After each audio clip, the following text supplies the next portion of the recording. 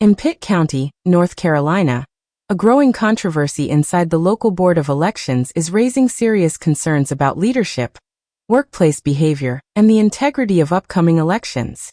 During a recent board meeting, longtime member Etzel Mason publicly called for the resignation of the county's newly appointed executive director, Janet Turner. The meeting was originally scheduled to discuss early voting plans for the November elections, but quickly shifted into a tense and unexpected confrontation.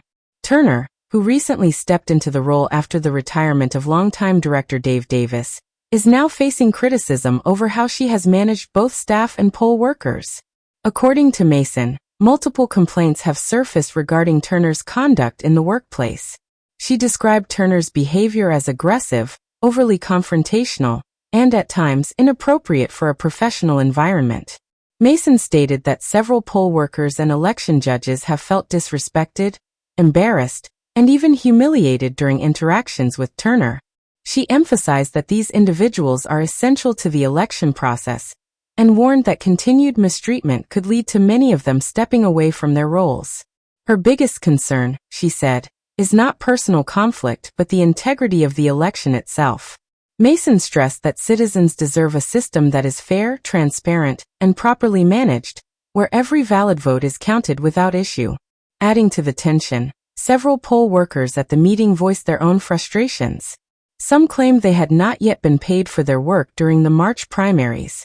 Others expressed dissatisfaction with the overall leadership style, saying they felt undervalued and disrespected. One poll worker pointed out that they are not part of a military structure and should not be treated with commands or intimidation. Instead, they expect professionalism, respect, and clear communication. Mason also raised concerns about a recent staff suspension, suggesting that the decision may have violated election procedures and lacked proper transparency. She questioned whether the current leadership is operating within the boundaries of the law.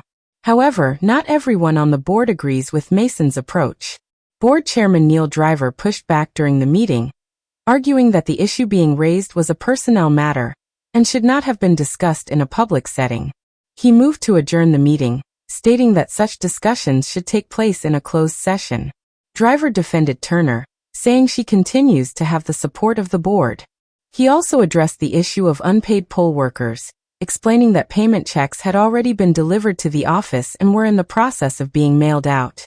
Despite this, Mason insisted that she had attempted to bring the matter into a closed session, but was unable to gather enough support from other board members. She believes that avoiding the discussion only makes the situation worse. As the meeting concluded, no final decision was made regarding Turner's position. However, the divide within the board has become increasingly clear. Looking ahead, the Board of Elections is expected to vote on maintaining its current early voting plan, which includes keeping 6 polling locations. At the same time, the internal conflict raises ongoing questions about leadership stability and its potential impact on the election process. For now, the situation remains unresolved, leaving both election officials and the public watching closely as events continue to unfold.